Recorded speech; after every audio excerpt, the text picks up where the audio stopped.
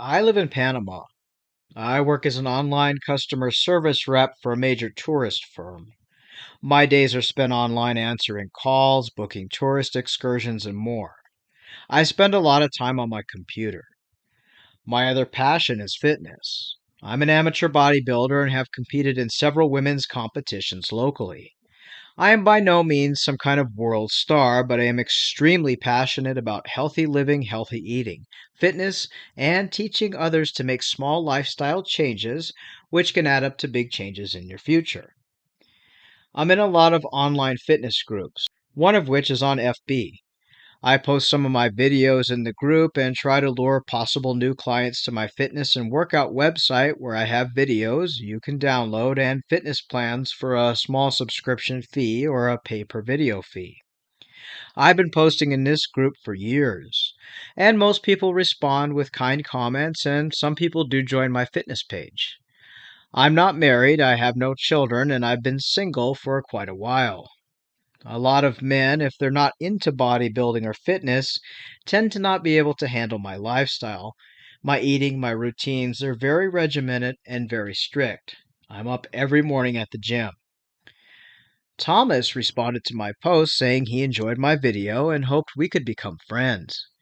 His profile picture was clearly of a man who lifts weights and was very fit looking. I responded to his post on my video post telling him that I'm always open to meet new friends. At the time, I had nearly 4,000 friends. He asked me to send him a request, which I went ahead and did, and he accepted right away.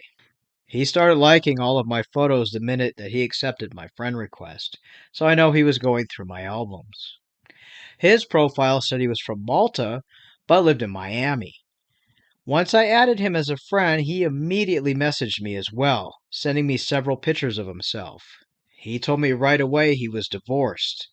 His wife cheated on him with his best friend, an army buddy, and that he was in the army for 8 years before taking retirement. This struck me as odd because he said he was 35 years old, and unless injured or discharged, military people don't tend to retire at 35, and certainly not after 8 years. When I asked him about retiring, he said he was a secret agent for the military and he took a dangerous mission so he could get early retirement. This raised concern for me as my sister is married to a U.S. Marine and has been in the States with him for 11 years. He's a few years older than Thomas, and he wouldn't dream of retiring for a number of years, and the secret agent wording sounded very off. I did not alert this man to my concern. I just told him it must be nice to retire at such a young age. Our ages were not far off from each other, and I told him I couldn't imagine retiring so young. I would get bored. Thomas told me that he still technically worked for the U.S. military when they contract him to sign up for contracts to deploy to different countries for secret special missions.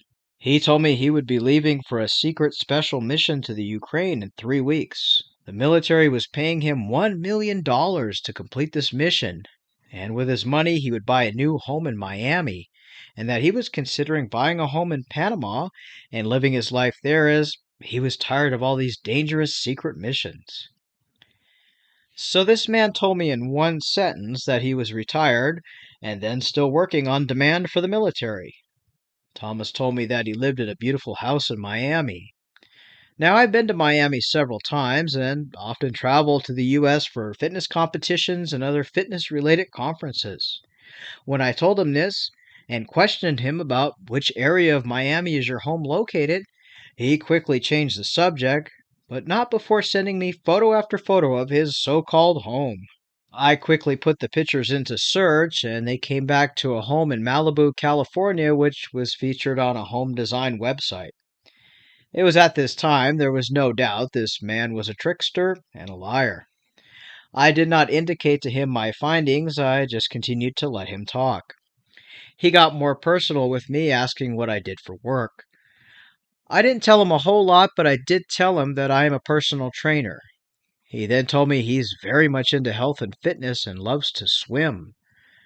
I told him that my fitness routine is a bit more harsh than simple swimming, and I informed him that when I'm not training clients, I'm lifting heavy weights and running for at least an hour every morning. He told me he did the same, and he tried to copy everything I said. If I told him I do bench presses on Tuesdays, he said he did that too. He was emulating me, and I still pretended that I did not catch this. Thomas said we're so much alike it's scary, that we must be soulmates. He then asked for my phone number. It was at this moment I thought, if he paid attention, my business phone number is posted at the end of my videos. However, this number was not my personal number. It was an extra phone I used exclusively for my online networking, and the phone was not registered to me in any way. It was what some of you call a burner phone. Thomas kept asking for my number, and I pretended I didn't see his request. I continued to ask him about his life in the military, and he told me he was a quote, E-25 Special Operations Agent, and that he worked for both the Army, the Marines, and sometimes the Navy, depending on what kind of mission. That was laughable, and with this I copied what he said and I messaged it to my sister, which she in turn sent it to her husband, who really is in the military. We had a group chat going between my sister, her husband, and we all laughed about this guy. Thomas said that he felt this incredible connection with me. I'm sure he did, and I told him it was nice to chat, but I gotta go. He requested my email address, and I did not give it to him. Again, my business email is at the end of all of my videos, as well as my phone number for my business. I went about my days working, fitness, the usual. It was maybe 3 days later when I received a few phone calls from a Florida number and the area code was out of Tampa, but the person never left a message. And I do sometimes get hang up or odd calls from strangers. As I mentioned before, my business number is on my site as well as my videos. I then started to get more phone calls from this Tampa number. This time it was a man saying, "Hello, hello, are you there? Hello," and would just hang up. I tried to return the call and was met with a recording for a voicemail service. I left a message with my name and company name, and if they were interested in something on my website to call me back, etc. As I went through my emails for my business, guess what? I had one from Thomas. It was a very long email about his entire life. It was a little different than his original story he had told me in chat. He must have found my company website information, and I suspect he was who kept calling me. I didn't respond to his email. This was for my business, so I sent him a message through Messenger asking him not to email my work email or call my work number as it's business only. Thomas apologized, then asked for my personal email and phone number. I told him we can talk in chat instead, and if he wants to say something to me, say it in chat.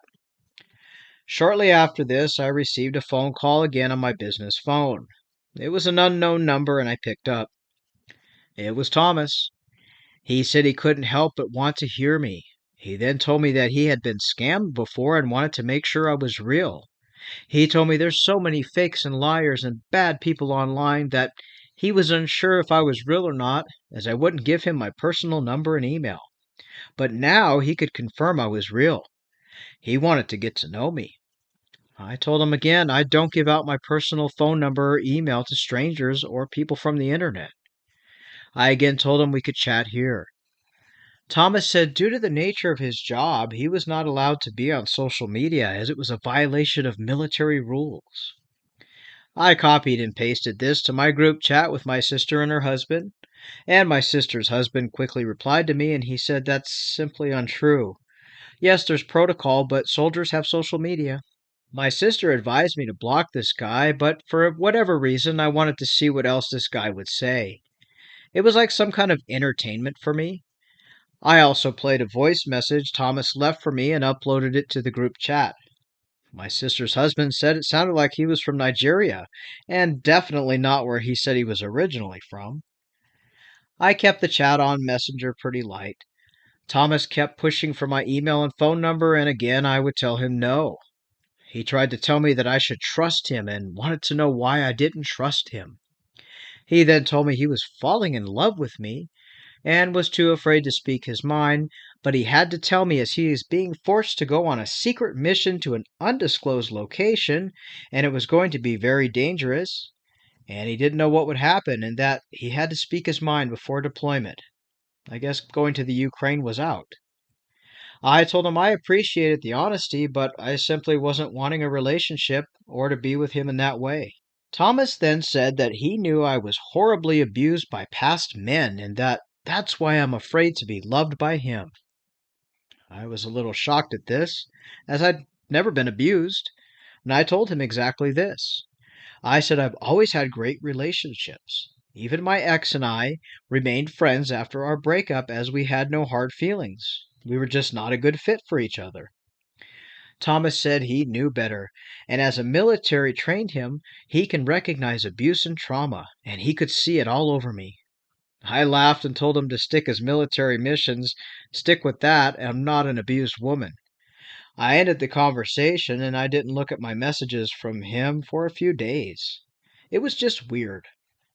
Thomas sent message after message. He then started calling the number on my fitness website.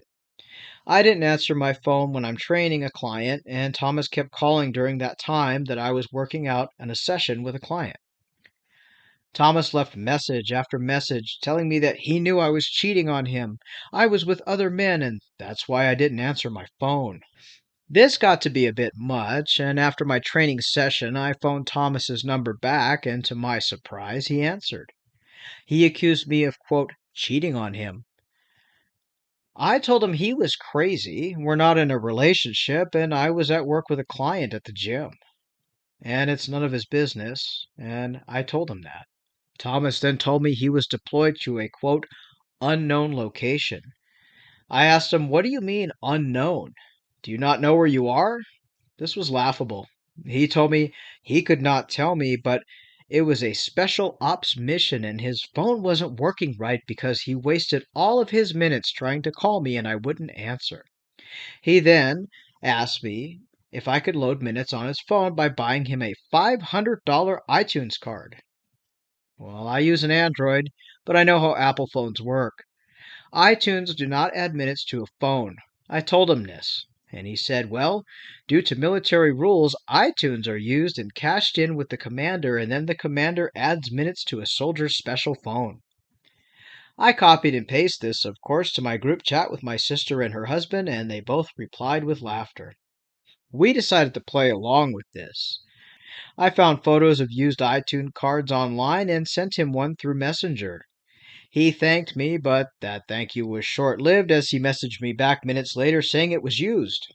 I told him I bought the card from a strange man in the street who wore a big hat, and he promised me it worked.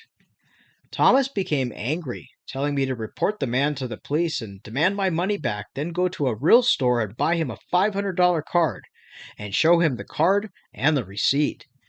I told him no, that the mystery man was trustworthy and he also sells Gucci bags and Rolex watches for really cheap. Thomas became angry.